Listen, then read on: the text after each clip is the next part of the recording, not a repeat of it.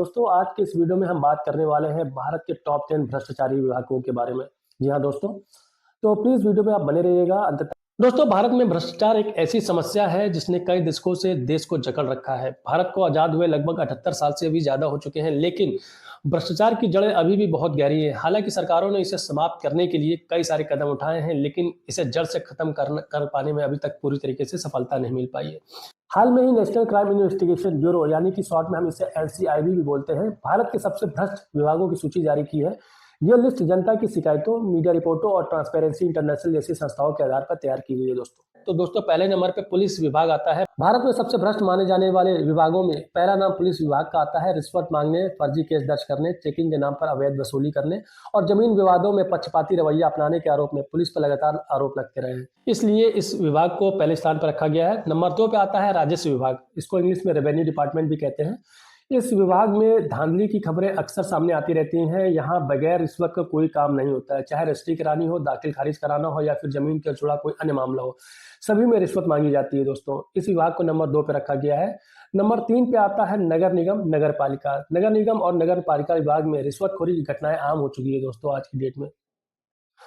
नक्शा पास कराना हो, सफाई व्यवस्था को लेकर शिकायतें करनी हो या अवैध निर्माण को नजरअंदाज कराना हो, रिश्वत को बढ़ावा देने के आरोप में इस विभाग पर लगातार आरोप लगते रहे हैं। दोस्तों ये विभाग नंबर 3 पे था। दोस्तों नंबर 4 पे आता है बिजली विभाग, इसको इंग्लिश में हम इलेक्ट्रिसिटी डिपार्टमेंट भी बोलते हैं। बिजली विभाग में मीटर रीडिंग में हेराफेरी, फर्जी बिलिंग, कनेक्शन में देरी और कनेक्शन में फॉल्ट हो जाने पर बिना रिश्वत के लाइन ना सही करने के आरोप लगते रहे। इन कारणों से उपभोक्ताओं को काफी परेशानी का सामना करना पड़ता है दोस्तों, इसलिए ये विभाग नंबर 4 पे आता है। तो नंबर 5 पे है दोस्तों सड़क परिवहन विभाग, जिसको हम इंग्लिश में आरटीओ भी कहते हैं।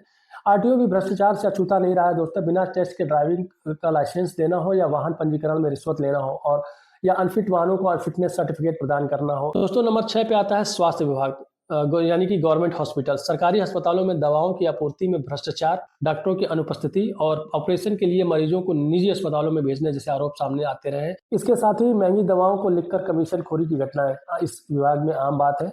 इस विभाग को नंबर 6 पर रखा गया है। नंबर 7 पे आता है शिक्षा विभाग। दोस्तों शिक्षा विभाग में भी रिश्वत की खोरी की घटनाएं काफी बढ़ती जा रही हैं। स्कूलों में दाखिला प्रक्रिया हो या अतिरिक्त फीस वसूली की बात हो और शिक्षक अधिकारियों की सेटिंग की खबरें अक्सर सामने आती रहती हैं। तो नंबर 8 पे जो विभाग आता है वो है आवास एवं शहरी विकास विभाग, हाउसिंग एंड अर्बन डिपार्टमेंट, इसको इंग्लिश में बोलते हैं। इस विभाग में भूमि विवाद, भूमि अधिग्रहण और निर्माण कार्यों के नाम पर रिश्वत ली जाती है। भ्रष्टाचार के कारण गरीबों को इसका सबसे ज्यादा नुकसान उठाना पड़ता है दोस्तों। नंबर 9 पे आता है दोस्तों इनकम टैक्स विभाग। जी हाँ दोस्तों, इस विभाग में टैक्स वसूली के नाम पर रिश्वत की खासी मांग की जाती है। भ्रष्ट अधिकारियों, व्यापारियों से रिश्वत लेकर टैक्स चोरी को बढ़ावा देते हैं, जो देश की अर्थव्यवस्था को प्रभावित करता है। तो दोस्तों नंबर 10 पे आता है वन विभाग, जिसको इंग्लिश में हम फॉरेस्ट डिपार्टमेंट भी कहते हैं। वन विभाग में भी अधिकारियों द्वारा रिश्वतखोरी के मामले सामने आते रहते हैं। जंगलों में अवैध कटाई, वन जीवों की तस्करी और सरकारी जमीनों पर कब्जा कराने के मामले बढ़ रहे हैं। दोस्तों भ्रष्टाचार का स्तर राज्य और जिलों के हिसाब से अलग अलग होता है। कई बार बिचौलिए और स्थानीय नेताओं की भूमिका के कारण रिश्वत की रकम कई गुना बढ़ जाती है।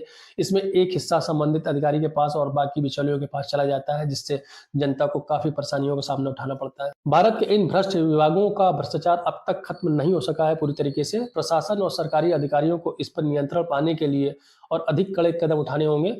जनता को भी जागरूक रहने की जरूरत है ताकि हम सब मिलकर इन समस्याओं से निपट सकें और एक भ्रष्टाचार मुक्त समाज का निर्माण हो सके। दोस्तों वीडियो देखने के लिए धन्यवाद। आई होप कि वीडियो आपको पसंद आया होगा, कुछ आपको जानकारी मिली होगी। अगर ऐसे ही वीडियो आप देखना चाहते हैं तो प्लीज चैनल को सब्सक्राइब कर लीजिएगा और वीडियो पसंद आया तो वीडियो को लाइक कर दीजिए।